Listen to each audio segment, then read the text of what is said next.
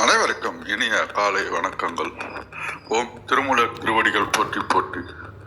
திருமந்திரம் 4ஆம் தந்திரம் 8வது அத்தியாயமாகிய ஆதார ஆதேயத்தில் இன்று நாம் 1210வது மந்திரம் சிந்திக்க உள்ளோம். பாடல் ஒலிக்கப்படுகின்றது.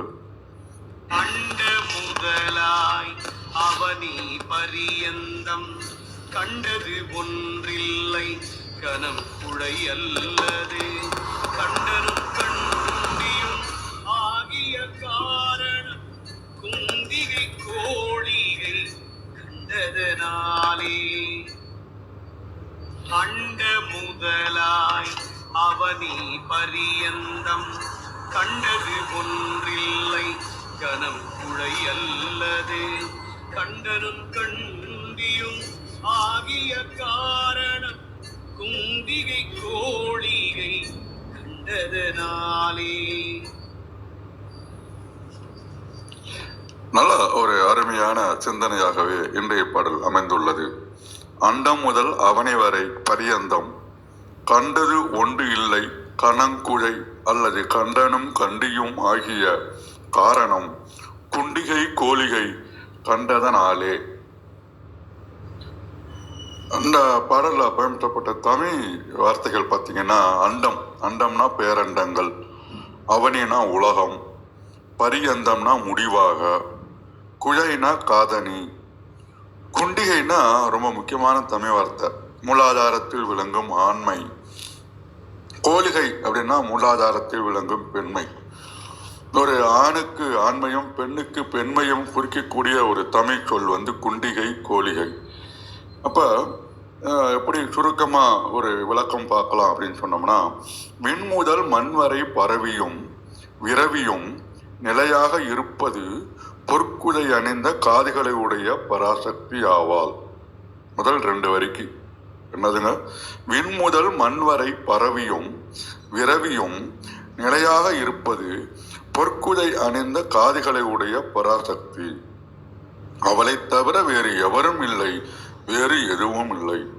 அவள் சிவனும் சக்தியுமாக 2 உருவங்களானதன் காரணம், அவள் சிவனும் சக்தியும் 2 உருவங்களான காரணம் ஆண் பெண் கூட்டுறவால் உயிர்களை படைப்பதற்காகவே.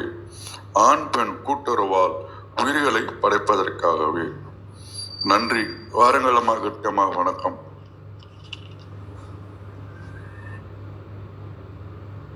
வணக்கம்.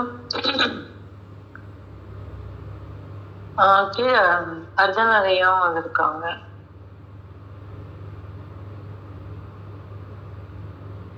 அவரையும் இன்வைட் பண்ணிருந்தாங்க.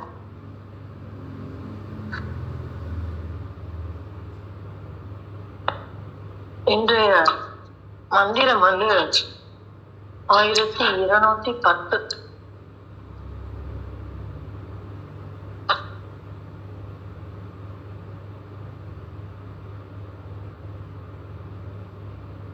என்னுடைய தெளிவுக்காக ஒரு முறை வாசிக்கிறேன். அண்ட முதலால் அவனி பரியந்தம் கண்டதொன்றில்லை கணங்குழை அல்லது கண்டனும் கண்டியுமாகிய காரணம் குண்டிகை கோழிகை கண்டதனாலே அப்படின்னு சொல்றாரு. இதுல நேற்றுக்கு எப்படி இந்த பாட்டு மந்திரம் முடிஞ்சது அப்படின்னாக்க, அண்ட முதல்வியே அவளே இந்த அண்டத்திற்கு முதல்வியாக இருக்கிறாள் அப்படின்னு முடிஞ்சது. இப்போ முடியும் போது நான் ஒண்ணு சொன்னேன். இதுல அண்டம் அப்படிங்கிறது எது எடுத்துக்கலாம் அப்படின்னா, நம்முடைய உடலை சுற்றி இருக்கக்கூடிய அந்த பிரணவ தேகம், தொம்பை கூடு என்று சொல்லக்கூடிய தொம்பை கூடு மாதிரி இருக்கக்கூடிய அந்த பிரணவ தேகத்தை தான் இந்த இடத்துல அண்டம்னு நம்ம எடுத்துக்கிறோம். அதுக்கு ஏன் அப்படின்னா, அதுக்கு அடுத்த பாடல்ல நம்ம அதுக்கு உண்டான விளக்கத்தை பார்க்கலாம் அப்படின்னு நான் சொன்னேன்.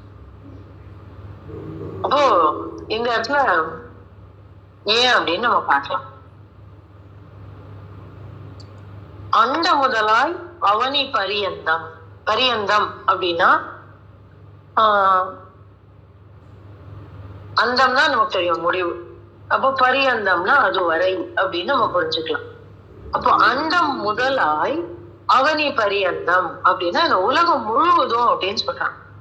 அப்போ என்ன அர்த்தம்? அண்டமே அந்த உலகுக்குள் ஒடுங்கியதுதான் இந்த மன்னிக்கணும், உலகமே இந்த அண்டத்திற்குள் ஒடுங்கியதுதான். ஏன்னா அண்டம்னு சொல்லிட்டானாக்கா எல்லாமே அதுக்குள்ள அடக்கும் இல்லைங்களா? அப்படி இருக்கும்போது இந்த இடத்துல அண்டம் முதலாய் அவனி பரியந்தம் அப்படின்னு சொல்றாங்க. அப்போ என்ன அர்த்தம்? ஆகாயம்னு எடுத்துட்டா இந்த ஆகாயம் எல்லா இடத்துலயும் இருக்கு. அண்டம்னு எடுத்துட்டா இந்த அண்டம் எல்லா இடத்துலயும் இருக்கு. அவனி அப்படின்னா உலகம்ங்கிறது நமக்கு நல்லது. அப்படி இருக்கும்பொழுது எதுக்காக இந்த வார்த்தையை சொல்றாரு அப்படின்னா, அப்பதான் இந்த அண்டத்துக்கு உண்டான பொருள் நமக்கு தெளிவா புரியும்.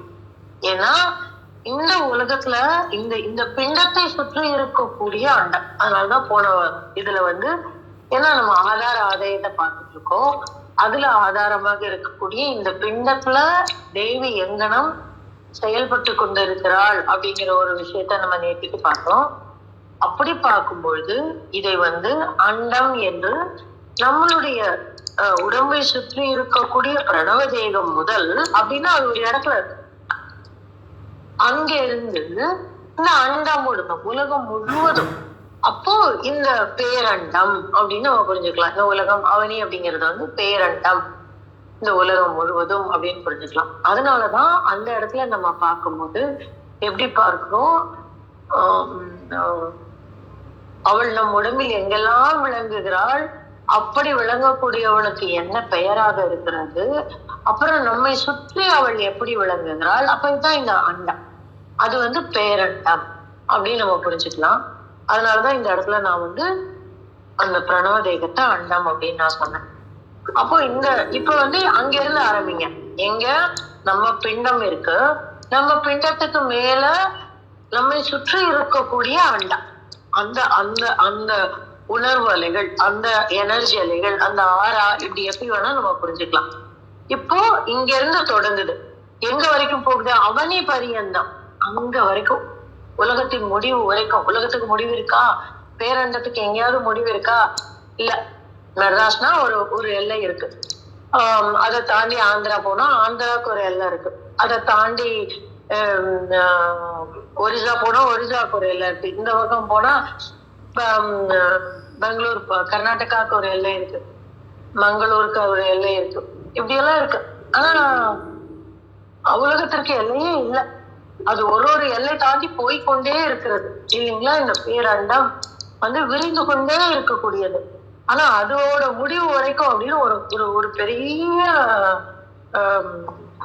ஸ்பேஸ சொல்றாரு. என்னவா?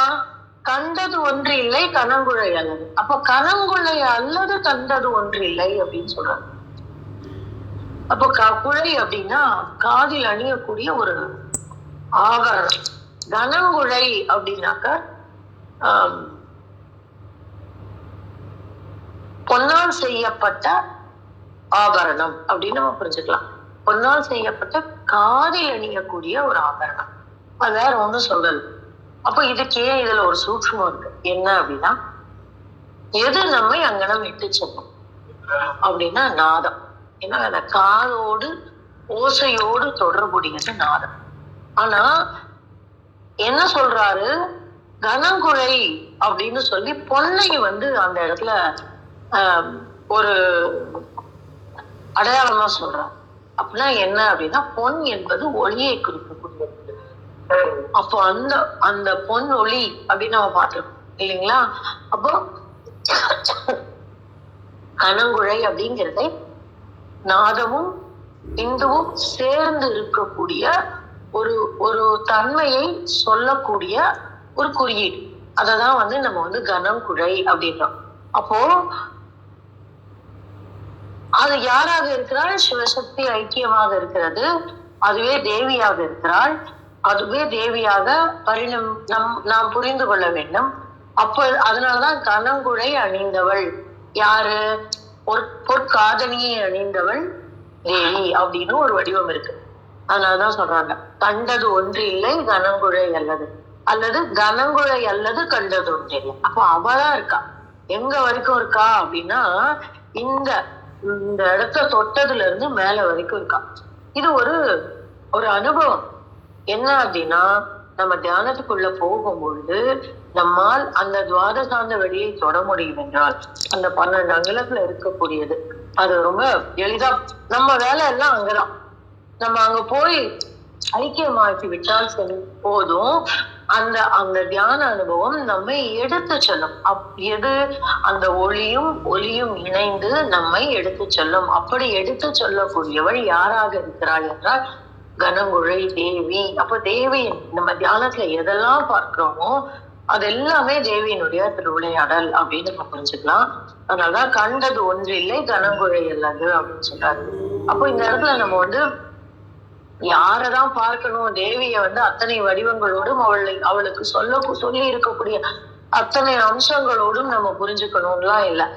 எதெல்லாம் பார்க்கிறோமோ அதெல்லாம் இது கண்ணை முழிச்சுட்டு இருக்கும் போதும் நம்ம புரிஞ்சுக்கலாம். நம்ம தேவி அப்படின்னா ஏதோ கோயில பாக்குறது மாத்திரம்தான், இல்லைன்னா படத்துல பாக்குறது மாத்திரம்தான், இல்லைன்னா புகைப்படத்துல பாக்குறது, இல்ல அலங்காரம் பண்ணி வச்சு தேவி அந்த மாதிரி அமர்ந்து இருக்கக்கூடிய கோலம் மட்டும்தான்லாம் இல்லை. எல்லாமே கண்டது ஒன்றில்லை கனங்குழை அல்லது அவளை தவிர வேற எதுவுமே இல்லை அப்படிங்கிற ஒரு நிலை இருப்பாங்கள. அது ரொம்ப அற்புதமான நிலை. அது அது இது எப்ப நிகழும் அப்படின்னா அடுத்தாப்புல சொல்றாரு, கண்டனும் கண்டியும் ஆகிய காரணம் குண்டிகை கோழிகை கண்டதனாலே அப்படின்னு ஒரு ஒரு ஒரு அர்த்தம் சொல்றாரு. யாருக்கு தோணும் இதெல்லாம் ரொம்ப சாதாரணமா வார்த்தையா சொல்லக்கூடிய விஷயமா, இல்ல உண்மையே இருக்கா? நிறைய பேர் சொல்லலாம் இதெல்லாம் சும்மாங்க, ஏதோ சொல்லிட்டே இருப்பாங்க, அப்படியெல்லாம் ஒண்ணும் இல்ல. அது எப்படி எல்லாத்தையும் தேவியா பார்க்க முடியும் அப்படின்னா பார்க்க முடியாது. யாரால பார்க்க முடியாது? குண்டனும் குண்டிகையும் பார்க்காத போது கண்டதனாலே, அது காணவில்லை என்றால் இதெல்லாம் சும்மா ஒரு ஒரு ஐடியாலஜியா ஒரு பிலாசபியா தோணும்.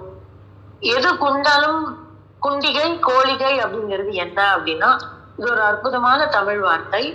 பெண் மூலாதாரத்தில் இருக்கக்கூடிய பெண் சக்தியை சொல்லக்கூடிய வார்த்தை குண்டிகை. கோழிகை அப்படிங்கிறது ஆண் சக்தியை சொல்லக்கூடிய ஒரு வார்த்தை. அப்போ ஆணும் பெண்ணுமாக என்னங்க நீங்க கீழே அவள் ஆதாரத்தோடு இருக்கிறாள், மூலாதாரத்துல இருக்கும் போது அவள் கன்னியாக இருக்கிறாள், வாழையாக இருக்கிறாள், சிவசக்தி. இந்த இடம் ரொம்ப ரொம்ப முக்கியமான ஒரு விஷயம். இந்த ஒரு கேள்விக்கு எத்தனை பேர் பதில் சொல்லியிருப்பாங்க, இல்ல எத்தனை பேருக்கு இந்த மாதிரி ஒரு கேள்வி எழும்பி இருக்கும், அதுக்கு உண்டான பதில் நமக்கு கிடைச்சதா அப்படின்னு எல்லாருமே கேட்டு பார்த்துக்கணும். ஏன்னா என்ன சொல்றாரு, கண்டனும் கண்டியும் ஆகிய. அப்ப கண்டன் கண்டிகை அப்படிங்கிறது காணக்கூடிய தன்மையுடைய தேவனும் தேவியும் அப்படின்னு நம்ம புரிஞ்சுக்கலாம். கண்டன்னா தேவன், கண்டிகைனா தேவி அப்படின்னு. இதுல யாரு கண்டனும் கண்டிகையும், ஏன் அவனை கண்டனும் சொல்றான்? திருநீல கண்டம் அப்படின்னு நம்ம சொல்றோம் இல்லையா? அத்தகைய திருநீல கண்டமாக அவர் விளங்கியதனால் அவன் திருநீல கண்டன். அவன் திருநீல கண்டிகை, அவள் திருநீல கண்டிகை. ஏனென்றால் அந்த கண்டத்தை உருவாக்கியவள் அப்படிங்கிறனால கண்டிகை. இது பக்தி மார்க்கத்துல பார்க்கக்கூடியது. இதுக்கு இன்னும் நம்ம நிறைய விளக்கங்கள் சொல்லிட்டே போலாம், நான் டைம் எடுத்துக்கிட்டேன். கண்டனும் கண்டிகையும் ஆகிய காரணம். அப்ப அவங்க 2 பேரும் இந்த உலகத்திற்கு நமக்கு தெரியக்கூடிய அளவில், தெரியக்கூடிய வடிவத்தில், தெரியக்கூடிய உருவத்தில், உணர்ந்து கொள்ளக்கூடிய தன்மையில் நம்ம புரிஞ்சுக்கிறதுக்குன்னா எப்போ அப்படின்னா குண்டிகை கோழிகை கண்டதனாலே அப்படின்றாங்க.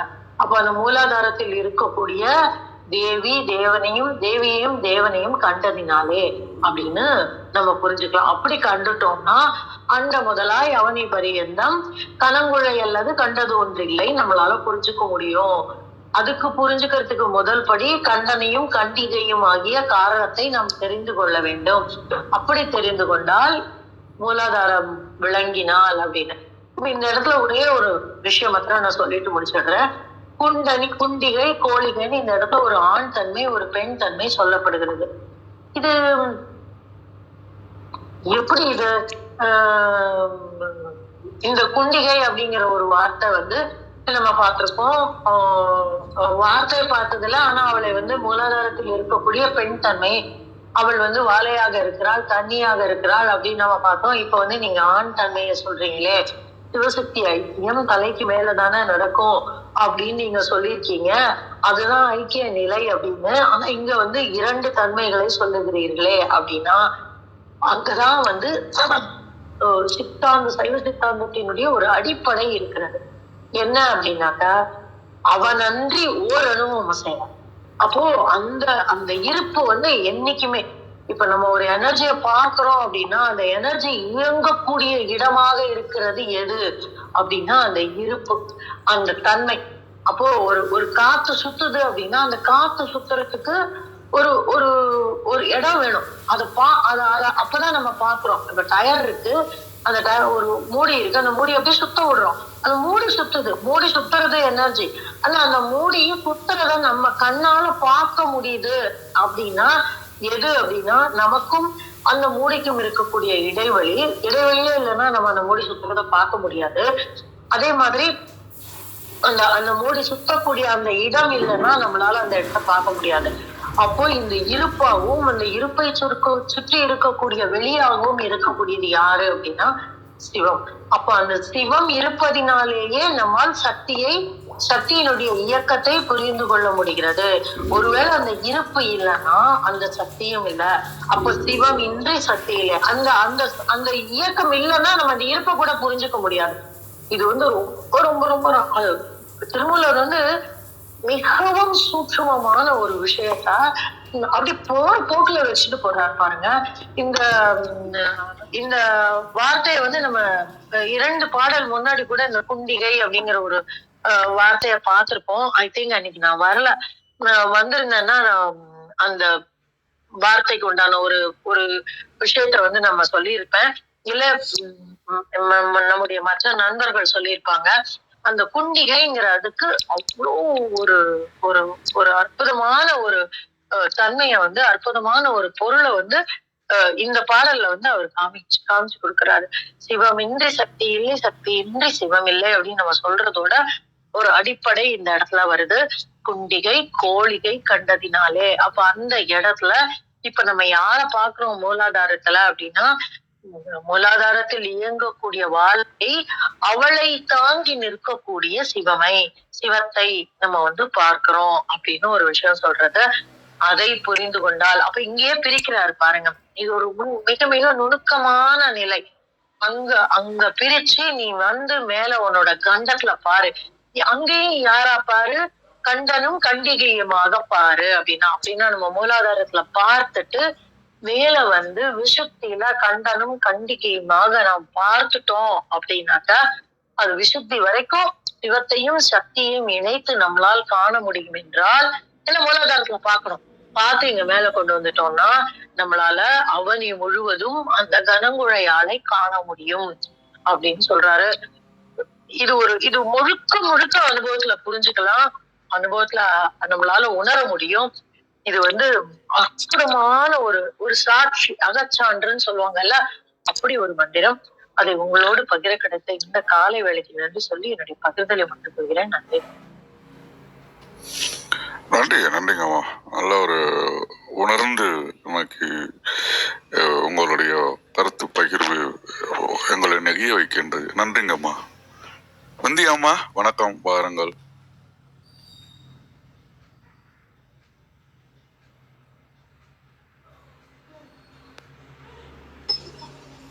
அனைவருக்கும் வணக்கம்.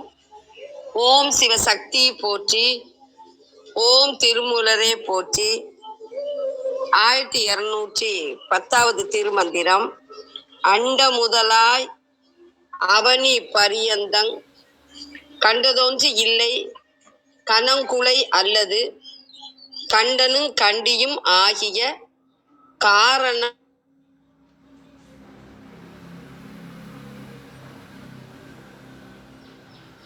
அண்டங்களை குறிக்கிறது. அமனி என்றால் உலகம், பரியந்தம் முடிவாக, குலை காதனி, குண்டிகை மூலாதாரத்தில் விளங்கும் ஆண்மை, கோளிகை மூலாதாரத்தில் விளங்கும் பெண்மை. திருமந்திரத்தின் பொருள் ஆகாயம், பூமி மற்றும் உள்ள அண்டங்கள் முடிய உள்ள எல்லா இடங்களிலும் பொன்னால் ஆன அழகிய காதணிகள் அணிந்த பராசக்தியின் ஆற்றலை தவிர, அருள் ஆட்சியை தவிர வேறு எதுவும் இல்லை காண்பதற்கு என்றாலும் பரம்பொருள் இறைவன் கண்டன், இறைவி கண்டி என்று இரண்டு பட்டிருப்பதற்கான காரணம் உலகத்து உயிர்களையும் ஆணாகவும் பெண்ணாகவும் இருக்க அமைக்க வேண்டும் என்னும் திரு உள்ள குறிப்பினாலேயே ஆகும். கழக வெளியீட்டில் நுட்பமான பொருளை உரைத்துள்ளார் உரையாசிரியர். அண்ட முதலாக உலகம் ஈராக சொல்லப்பட்ட அனைத்தும் அம்மையின் கலப்பின்றி இயங்குவது இல்லை. அது வண்டிக்காரன் இல்லாமல் வண்டி இயங்குவது இல்லை என்பதை ஒக்கும். பிழை பொறுக்கும் பெற்றியின் அடையாளமாகிய கண்டனும் கண்டியும் ஆண் பெண் போல் இருவேறு வகை தோற்றம் அளிப்பது காரிய உலக உருவால் வேறுபாடு காணப்பெறும் உயிர்களின் உடம்பை பொறுத்தேயாம். இது இயற்கையாகிய மரம், நிலைநிலை, கதவு என செயற்கையான இருவேறு வகைப்பட்டு இயைந்து பயன் எய்துவதை ஒக்கும். இதுவல்லாமல் உயிரிலேனும் உயிருக்கு உயிராகிய இறையிலேனும் ஆண் பெண் வேறுபாடு இல்லை. இவ்வுண்மை காவலும் காதலும் கண்டியைந்து இன்புற மேவும் ஆண் பெண் இரண்டாம் மெய் என்பதாலும் விளங்கும். குண்டிகை கோளிகை என்னும் ஆண் பெண் வேறுபாடுகள் நோக்குக என்று அருமையாக நுட்பமாக விளக்கம் அளித்துள்ளார் உரையாசிரியர். அனைவருக்கும் நன்றி. சிவசிவ. திருச்சிற்றம்பலம். நன்றிங்க அம்மா. அர்த்தனர் ஐயா, உங்கள் பார்வையில் இந்த பாடல் கூட சொன்னா நல்லா இருக்கும்னு நினைக்கிறேன். முடிஞ்சா சொல்லிட்டு பாடல. நன்றிங்க ஐயா. வணக்கம். இதுல என்னன்னா, அந்த குழை அப்படிங்கிறது தான் இன்றைய காலகட்டத்துல தோடு அப்படிங்கிற சொல்லாக வந்திருக்கிறது. இன்னைக்கு மட்டும் இல்ல, ஞானசம்பந்தருடைய அவர் தேவாரம் பாடும்போது அவருடைய முதல் பாடலே எப்படி தொடங்குது அப்படின்னா, செவியன் அப்படின்னு தான் தொடங்கும். செவியன். ஆனா அந்த செவியில என்ன இருந்தது அப்படின்னு கேட்டா, தோடுடைய செவியன் அப்படின்னு சொல்லுவாரு.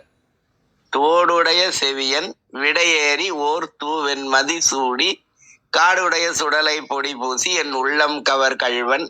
இந்த உள்ளம் கவர் கழ்வன் ஞானசம்பந்தர் சொன்னதுதான் இன்னைக்கு சினிமா பாட்டுல குறும்புகளின் மன்னனா உள்ளம் கவர் கழ்வனா அப்படின்னு சினிமா பாட்டு வரைக்கும் அந்த வரி தொடர்ந்து வந்துகிட்டே இருக்கு. அது அப்புறம் ஏடுடைய மலரான் முனைநாள் பணிந்தேத்த அருள் செய்த பீடுடைய பிரமாபுரமேவிய பெம்மான் இவன் அன்றே அப்படின்னு அந்த தோடு அப்படிங்கிறது தான் குழை அப்படின்னு வந்திருக்கு.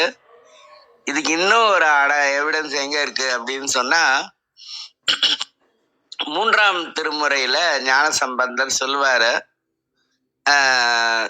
ஞானசம்பந்தருக்கு அம்மா பால் கொடுக்கும்போது ஒரு பொன் கிண்ணத்துல அந்த அதாவது 2 தனங்களிலும் இருந்து அந்த பாலை எடுத்து கொடுப்பாங்க.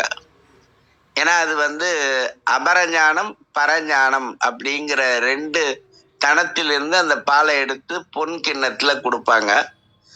அப்படிதான் அந்த போதம் அப்படிங்கிற அறிவு வந்தது. அததான் ஞானசம்பந்தர் சொல்லுவாரு, போதையார். இந்த இடத்துல போதம் அப்படிங்கிறது ஞானத்தை குறிக்கும். போதையார் பொற்கிண்ணத்து அடிசில் பொல்லாது என்று. அடிசில்னா பசிக்கு கிடைத்த உணவு. அந்த இடத்துல ஞானசம்பந்தம் சீர்காழியில குளக்கரையில நின்று அழுவாரு. அப்பா நீராடுவதற்காக போயிருப்பாரு. அப்ப அந்த அம்மையும் அப்பனுமாக வந்து அந்த பால் கொடுப்பாங்க. ஆனா அந்த அவருடைய ஞானசம்பந்தருடைய அப்பா பேரு சிவபாத இருதயர். சிவபாத இருதயர் வந்து பார்க்கும்போது வாயில பால் இருக்கும். ஐயோ யார் பால் கொடுத்தா அப்படின்னு கேட்ட உடனே ஃபர்ஸ்ட் அவர் சொல்லாம இருக்கும்போது அவருக்கு கோபம் வந்துடும். அதான் சொல்றாரு, போதையார் பொற்கிண்ணத்து அடிசில் பொல்லாது என்று தாதையார், தாதையனா தந்தை, தாதையார் முனிவுற தான் என ஆண்டவன் காதையார் குழையினன் கழுமல வளநகர் பேதை அவளோடும் பெருந்தகை இருந்ததே அப்படின்னு சொல்லியிருப்பார். அங்க காதையார் குழையினன். அப்ப அந்த காதையார் குழையினன் அப்படின்னா அந்த குழை அப்படிங்கிறது வந்து அம்மாவுக்கு எப்போதும் இருக்கக்கூடிய அணிகலன் அப்படிங்கிறது.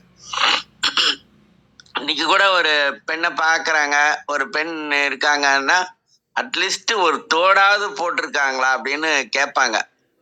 சரி, பவரான தோடு இல்லைன்னா ஒரு கவரான தோடாவது வாங்கி போடுவாங்க கண்டிப்பா, கவரிங்லயாவது. ஆக அந்த தோடு அப்படிங்கிறது அந்த இடத்துல குழை அப்படின்னு சொல்லுவாங்க. அதே மாதிரி தை அமாவாசை அன்னைக்கு அபிராமி பட்டர் பௌர்ணமின்னு சொல்லிடுவாரு. அன்னைக்கு சாயங்காலம் நிலவு தெரியும். அந்த நிலவு எது அப்படின்னு சொன்னா அம்மா அந்த காதுல இருக்கக்கூடிய அத தாடங்கம் அப்படின்னு ஒரு வார்த்தை இருக்கு, அத கழட்டி வானத்துல போடுவாங்க. அதுதான் நிலவாக வந்தது அப்படின்னு நமக்கு செய்தி இருக்கு. அதனால அந்த குழை அப்படிங்கிறது வந்து அம்மாக்கும் அப்பாக்குமான ஒரு மிகப்பெரிய அடையாளம் அது.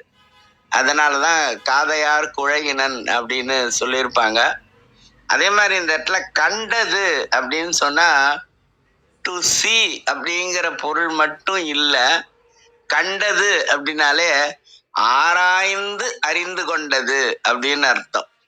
அந்த டு சி அப்படின்னா ரீச் டு திங்க், அதாவது ஆய்வின் மூலமாக நினைந்து அதுக்கப்புறம் உணர்ந்தது அப்படிங்கிறது.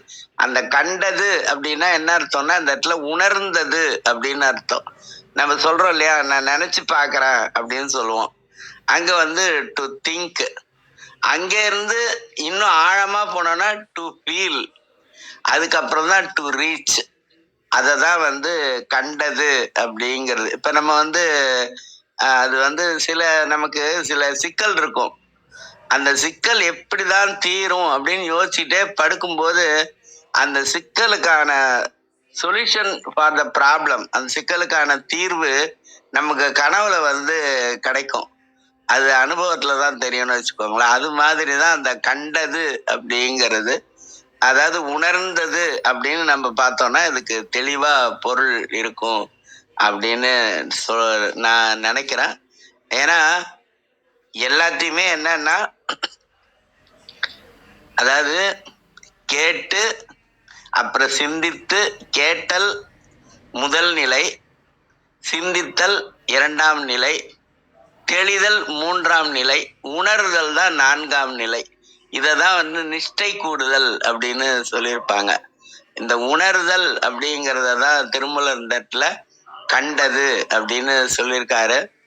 திருவாசகத்தோட 3வது தலைப்பு இருக்குங்க. முதல் தலைப்பு சிவபுராணம், 2வது தலைப்பு கீர்த்தி திருவாகவல், 3வது தலைப்புல அவர் அருமையா சொல்லுவாரு, அண்ட பகுதியின் உண்டை பிறக்கம் அளப்பெரும் தன்மை வளப்பெரும் காட்சி. அந்த அளப்பெரும் தன்மை, இந்த அண்டம் எவ்வளோ அப்படிங்கிறத அளக்க முடியாது. அளப்பெரும் தன்மை வளப்பெரும் காட்சி ஒன்றுக்கொன்று நின்றெழில் பகரின். ஒண்ணுக்கு ஒண்ணு நின்று இருக்கு இல்லையா, நின்று கொண்டிருக்கிறது இல்ல, நின்று தானே சுழன்று வருது. அத சொல்லணும் அப்படின்னா நின்றெழில் பகரின் 101 கோடியின் மேற்பட விரிந்தன அப்படின்னு சொல்லியிருப்பாரு.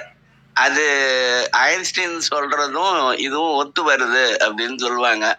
101 கோடியின் மேற்பட விரிந்தன, அதுதான் அண்டம் அப்படிங்கிறது. ஹிந்தியில வந்து முட்டை அண்டா அப்படின்தான் சொல்லுவாங்க. அந்த ஓவல் அப்படின்னு சொல்றோம்ல, அது அண்டா. அது அந்த முட்டையை நம்ம பார்த்தோம்னா அதுக்கு ஒரு எண்டே கிடையாது பாருங்க. வட்டத்துக்கும் எண்டு கிடையாது. ஓவல் அந்த முட்டை வடிவம் இருக்கு பாருங்க, கோலம் அப்படின்னு சொல்லுவோம். அதுக்கும் எண்டு கிடையாது. அது மாதிரி ஒரு விஷயம் இருக்கு. அந்த கோலம் தான் வெடித்து குளிர்ந்து தான் இந்த உலகம் உருவாச்சு அப்படிங்கிறத தான் ஔவையார் கூட சீத கலவை, சீதனா குளிர்ச்சி அப்படின்னு அர்த்தம், அது மாதிரி சொல்லியிருப்பாங்க. அதனால இந்த அண்டம் அப்படிங்கிறது மிகப்பெரிய விளக்கம். அது இப்படிலாம் இந்த பாடலின் மூலமாக நம்ம என்ன நம்முடைய நிலை என்ன அப்படின்னா சிவசக்தி அப்படிங்கிறத நம்ம உணர வேண்டும். இதுதான் இந்த பாட்டோட நோக்கம் அப்படின்னு நினைக்கிறேன். அதனால இன்னைக்கு பொதுவா மார்கழி மாசத்துல தேவாரத்தை கயிறு சாத்தி வச்சிருவோம். வச்சுட்டு வேற ஒரு பாடல் தான் பார்ப்போம். அது அந்த திருவம்பாவையில 14வது பாடல் வரும். அந்த பாட்டு நான் நேற்றே இந்த பாட்டை படிச்சிருக்கலாம். ஆனால் எனக்கு அது நினைவுக்கு வரல. அதனால நான் இன்னைக்கு அந்த